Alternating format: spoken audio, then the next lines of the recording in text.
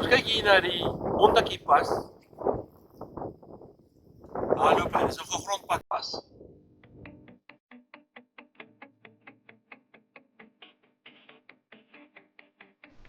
Die Montague pas loop tussen George en Harold. Harold is 'n klein nedersetting naby Oudtshoorn. Die eerste stukkie van hierdie pad is maar gewone grondpad, so daar is nie veel om te sien nie. Maar glo my, as jy 'n entjie met hierdie Montague pas se pad aanry, dan sien jy van die mooiste gedeeltes bergwêreld wat jy ooit sal kan besoek. Reis nou saam met ons deur die Montague pas.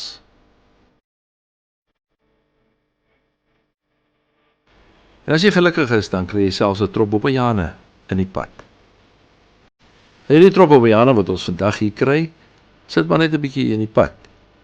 Onthou om nie vir hulle te voer nie, want dan raak hulle oorlas vir ander reisigers. Ry maar net versigtig deur en hou aan.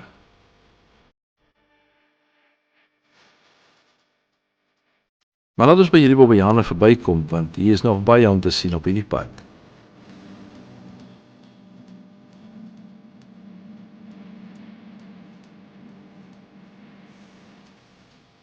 Ons het ook hier en daar vir die klein stukkies video bygesit wat ons in 2019 geneem het nadat hier 'n klomp brande plaasgevind het. So jy kan mooi vergelyk hoe die area nou lyk en hoe dit toe gelyk het. Die Montague pas is die ou pad wat vanaf George na Oudtshoorn geloop het. Die nuwe pad is die ou Taniqua pas. Die ou Taniqua pas is heelwat hoër as die Montague pas. Die Montague pas is maar net omtrent so 745 meter bo seevlak. Maar dit is 'n baie mooi roete om te ry. Wanneer jy met die Montague pas wil ry, kan jy die afdraai net buite George vat. Dit is die een wat ons op hierdie video gevat het. Daar's ook 'n afdraai 'n entjie verder wat jy kan vat as jy hierdie onnodige stuk grondpad aan die begin wil misry. Dan kry jy die afdraai wat nou hier inkom.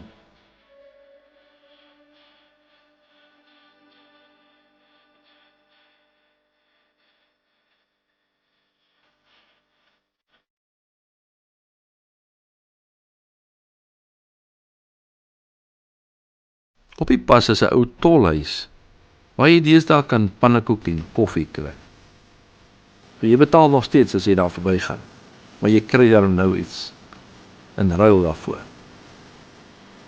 Met die brande van 2019 was hierdie tolhuis totaal vernietig. 'n Plaaslike organisasie, Vriende van Tolhuis, het egter die tolhuis heeltemal heropgebou.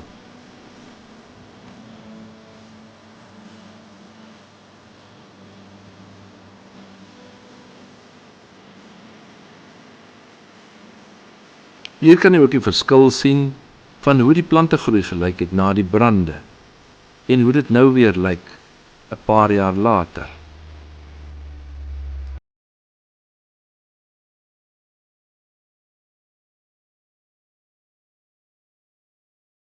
Ongelukkig is die Montague pas toegemaak vir verkeer na vloede wat gedurende 2022 en 2023 plaasgevind het.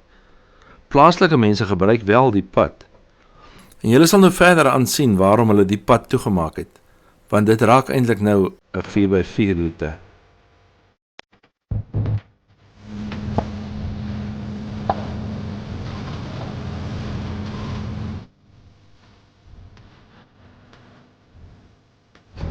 Voordat die Montague pas in 1843 gebou is, was die ou roete die Cradock pas. Die Cradock pas was basies maar net 'n waapad gewees. So hulle het dit gebruik vir ossewaans en perdekarre.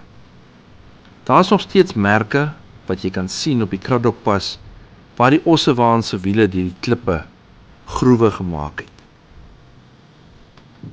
So die Cradock pas is deesdae basies maar 'n staproete. Volgens die plaaslike mense kan jy amper nie eens met 'n 4x4 daar ry nie. Hierdie pas, die Montague pas, staan bekend as die oudste onveranderde pas in Suid-Afrika. Met ander woorde, soos hy gebou is, so kan jy hom vandag nog ry. Ons hoop net dat die regte mense die pad gaan begin in stand hou, soos wat dit moet gedoen word.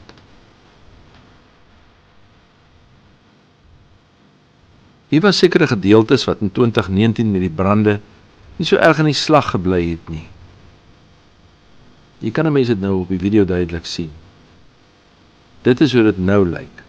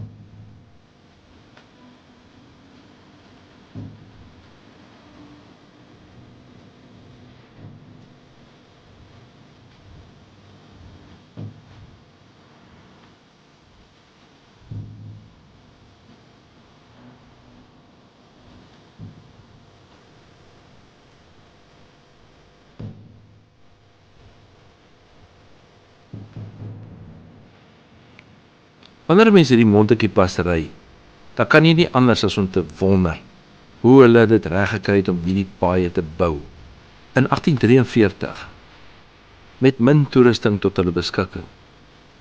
En dit laat mense ook skaam kry dat ons vandag sit met owerhede met al die toerusting in die wêreld tot hulle beskikking en hulle is in staat om hierdie netjiese pad in stand te hou nie. Die Montetjie Pas is omtrent 17 km lank. As jy die vermoë het, as jy 'n 4x4 tot jou beskikking het, gaan ry daai pad en kyk hoe mooi is dit.